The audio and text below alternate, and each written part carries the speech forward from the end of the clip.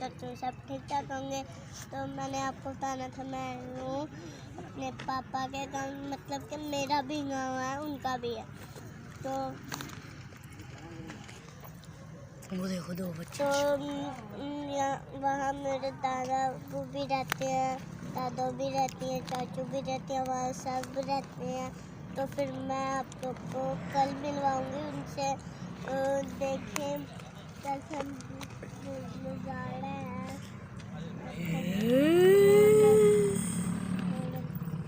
देख सकते हैं, ये देखिए मुझे दिख रही है मेरे मुंह से।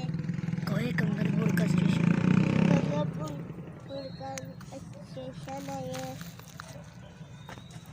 देख सकते हैं आप।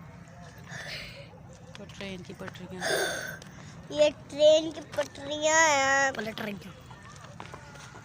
देख सकते हैं आप कैसा नज़ारा है।